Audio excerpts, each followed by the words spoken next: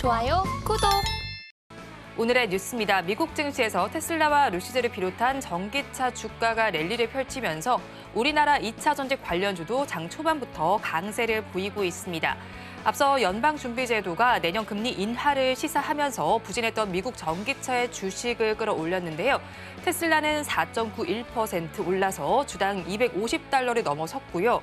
루시드 14.48%, 리비아는 13.97%로 초강세를 보였습니다.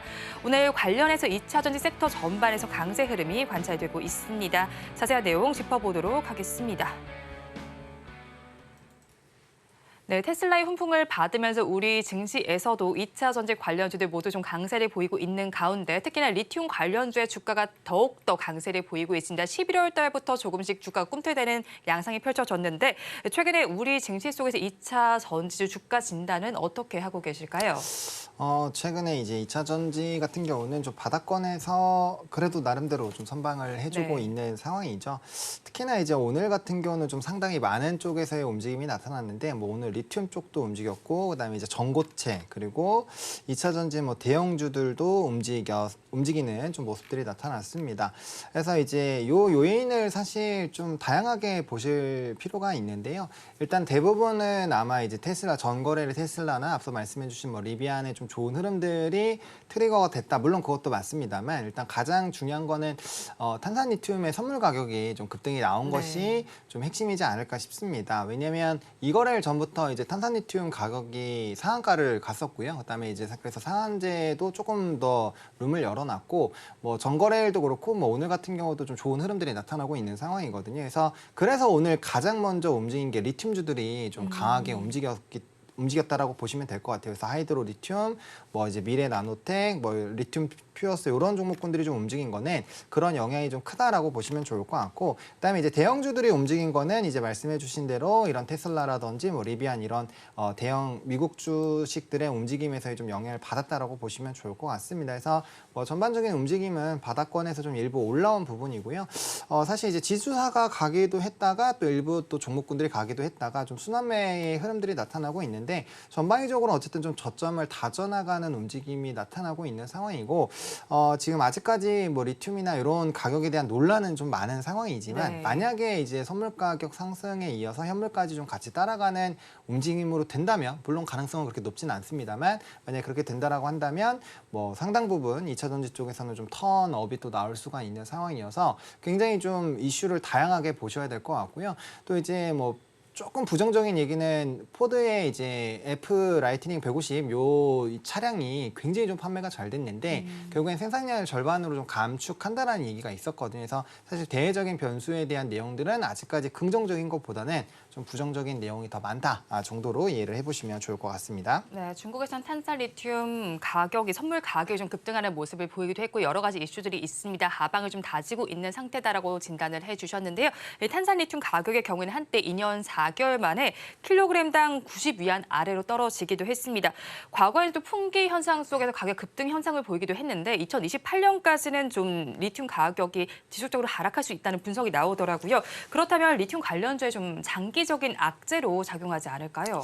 맞습니다. 이제 그런 뭐 리포트도 최근에 좀 많이 나와 있는 상황이고 이제 뭐 톤당 결국에는 이제 10만 위안이 깨졌었던 이유도 이제 아프리카 지역에서의 또 추가적인 이런 공급량이 생겼거든요. 거기는 이제 뭐 대부분이 한 6만 위안 정도가 손익분기점이라고 한다면 뭐 6만에서 8만 사이라면은 거기는 이제 4만까지도 낮출 수 있다라는 얘기가 나오면서 그렇게 된다면 생산량이 더 이제 싸게 들어올 수 있는 부분이 있으니까 요게 더 탄산리튬에 좀 부정적인 영향을 주는 것이 아니야라는 게 사실 좀 이슈가 있었거든요. 근데 그럼에도 불구하고 선물 가격에 일단 급등이 나왔다라는 부분이 핵심입니다. 그러면 뭔가 우리가 놓치고 있는 무엇인가가 있는 것이 아닌가라는 좀 물음표가 생겨 있는 상황이라는 거죠. 그래서 현물 물론 이제 리튬 가격 같은 경우 공급 라인도 계속 넓어지고 있고 이제 아까 말씀드렸던 이런 단가 자체도 좀 낮아지고 있는 상황이어서 하향 안정화가 될 확률이 상당히 높습니다만 또 일부 리포트나 이런 분석 기관에서는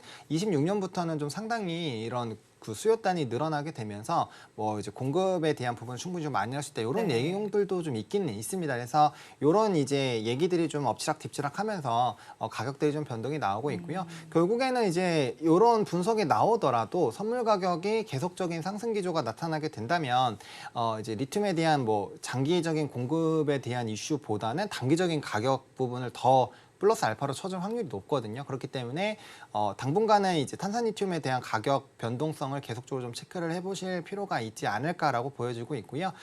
그 부분만 좀 해소가 된다라고 하더라도 이제 우리나라는 뭐 수산화 리튬 쪽으로 많이 네. 되고는 있지만 어쨌든 산산리튬 가격이 내려온 상황에서 수산화 리튬 가격 올리기가 쉽지는 않습니다. 그래서 판가 부분에서 좀 많은 영향을 줄 수 있는 부분이어서 어쨌든 피단에서의 좀 변동 움직임이 나타난다라는 것은 뭐 지금 2차 전지에게는 그렇게 나쁜 상황은 아니다 정도로 좀 정리를 드리겠습니다. 네, 탄산리튬 가격 추이도 한번 계속해서 짚어보셔야겠고 2차 전지주 전반에는 나쁜 상황이 아니다라고 정리를 해주셨습니다. 또 최근 정부의 경우에는 2차 전지 산업 경쟁력 강화 방안을 발표했습니다. 하지만 소식이 나온 당일에는 오히려 2차 전지주가 빠지는 모습이 나타났었는데 그래도 내용을 좀 짚어본다면 5년 동안 약 38조 원 이상을 투자를 하고 중국의 의존도를 낮추겠다라는 이야기였습니다. 그런데 뭐 기존과 크게 달라진 점이 없다라는 이슈 때문에 사실 좀 크게 반응하지 않았던 것 같은데 그래도 이 안에서 좀 수혜를 기대해 볼 만한 종목들이 있을까요?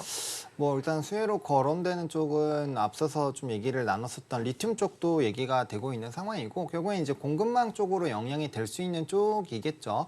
그리고 이제 그 뭐 정책적인 부분에서 큰 변화가 없는 것도 이슈이긴 했지만 또 추경호 부총리의 이런 대주주 양도세 관련된 부분들도 같이 좀 맞물리면서 2차 전지 쪽은 좀 부담스러웠던 움직임들이 있었던 것은 사실입니다. 근데 어쨌든 장기적으로 정부가 이렇게 공급망이라든지 지원 정책을 계속적으로 한다라는 점은 상당히 좀 긍정적이다라고 볼 수가 있고요. 뭐 당연히 우리나라가 2차 전지 쪽에서는 기술력이 1위이니까 뭐 관련된 부분에서 당연히 좀 이런 경쟁력을 갖추는 것은 뭐 좋다라고 평가가 되고 있는 상황이고 지금 변수들이 좀 여러 가지가 있잖아요. IRA 법안에서의 이런 법안 부분들 또 향후 세제 관련된 부분에서의 좀 이슈도 어떻게 변화할 수가 있는 부분이어서 사실 국내에서 이렇게 조금 지원책이 강하게 되는 것은 당연히 좋다라고 말씀을 드릴 수 있지만 이 2차 전지라는 이 관계는 사실 이제 전 세계적인 이런 정책들도 좀 보셔야 되거든요. 그래서 뭐 IRA 법안에 대한 이런 변동들 그리고 세제 혜택에 대한 이런 변동들이 어떻게 바뀌는지가 핵심이고요.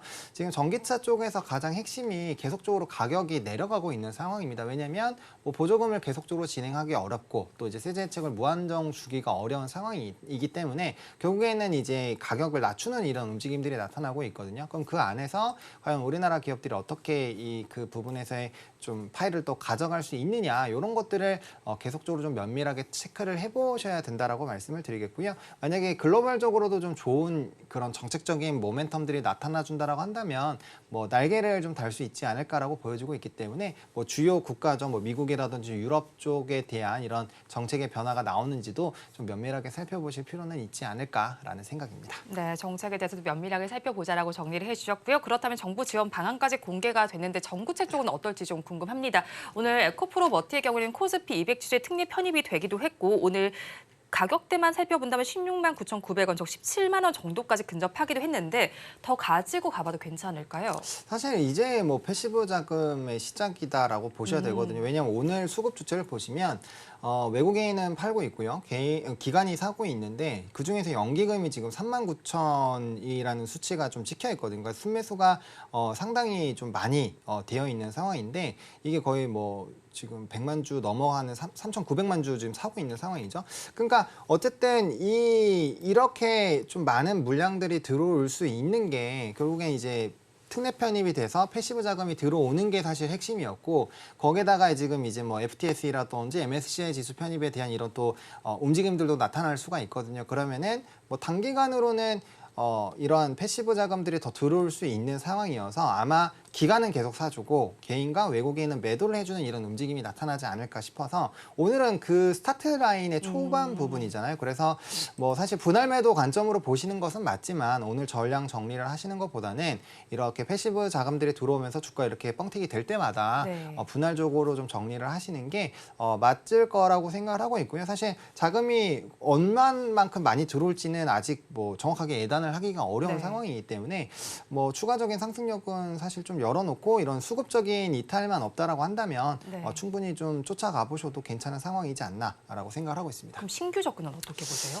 물론 신규 접근도 그런 관점에서 본다라고 한다면 대응이 가능하기는 하죠. 근데 아시겠지만 뭐 지금 주가가 네. 거의 최고점 라인 부분이어서 상당히 좀 부담스러울 수 있고요. 그다음에 항상 이런 종목군들을 이제 후순위로 들어온다라는 거는 굉장히 좀 많은 위험 부담을 갖고 시작을 하는 거기 때문에 당연 지금 안에서는 트레이딩으로 접근이 가능하지만 그런 쪽에서의 경험이 많이 없으시거나 아니면 빠르게 대응을 하지 못하시는 분들은 조금 조심하시는 게 더 낫지 않을까라는 생각입니다.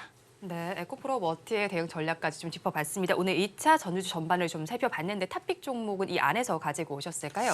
네, 뭐 2차 전지 쪽이 충분히 좀 조정이 나왔다라고 생각을 하고 있어서 제가 이제 두 종목을 좀 들고 왔는데 사실 관심 종목군들은 꽤 많이 있습니다. 있는데 그 중에서도 이제 포스코 홀딩스랑 에코프로 BM을 좀 들고 왔거든요. 뭐 당연히 이제 이쪽 관련된 섹터가 좋아진다라고 한다면 주목을 할 수밖에 없는 그런 종목군들이다라고 보시면 좋을 것 같고 에코프로 대신 에코프로 BM을 들고 온 건 에코프로는 이제 지주사로 좀 빠졌다라고 보시는 게 맞거든요. 그렇기 때문에 에코프로 BM으로 보시는 게 맞지 않을까라고 보고 있고요.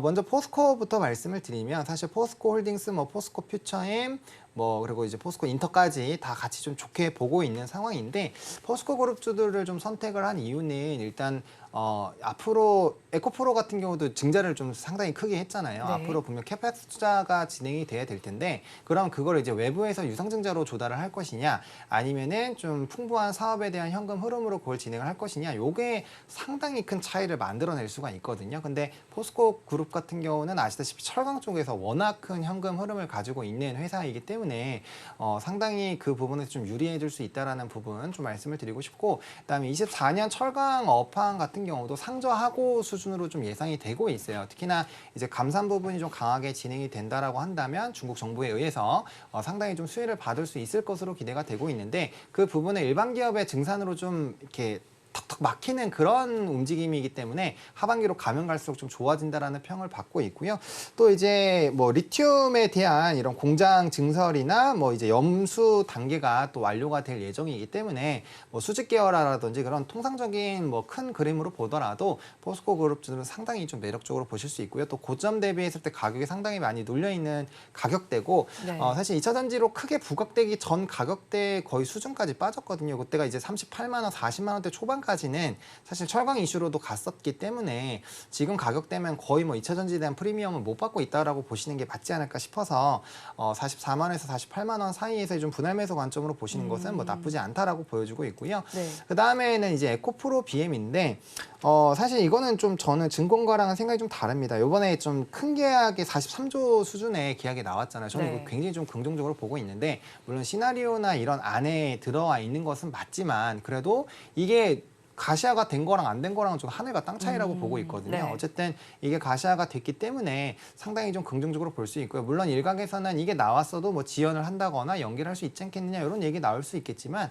뭐 결과적으로 환경적인 부분을 본다면 이런 교체에 대한 흐름들은 뭐 원활하게 좀 진행이 되지 않을까라고 보고 있고요. 뭐 SDI뿐만 아니라 뭐 BMW라든지 뭐 GM 이런 기타 업체들에게도 좀 납품할 것으로 예상이 되고 있기 때문에 뭐 충분히 천천히 요 라인들만 좀 확대를 한다라고 한다면 뭐 나쁘지 않을 것 같고 27년까지 바라보고 있는 양극재 증설 그리고 뭐 이제 수주에 대한 이런 시나리오 자체가 크게 변동은 없는 상황입니다. 그렇게 된다면 과거부터 좀 바라보고 있었던 이런 뭐 밸류적인 부분 물론 비싸다라고 볼 수는 있겠지만 그런 부분에서 이미 좀 어느 정도 주가가 내려온 부분도 있고 또 이제 수주로 좀 가시화된 부분들도 있기 때문에 뭐 그런 관점에서 본다면 충분히 에코프로 BM도 중장기적인 관점으로 봤을 때 모아가시기에는 나쁘지 않다라는 생각이 들어서 일단 주 종목은 포스코홀딩스와 에코프로 BM을 보고 있고요. 나머지 연관된 종목군들도 좀 관심 있게 보시면 좋을 것 같다라는 생각입니다. 네, 그럼 각각 가격 전략은 좀 어떻게 좀 가져가면 좋을까요? 네, 포스코홀딩스는 앞서서 이제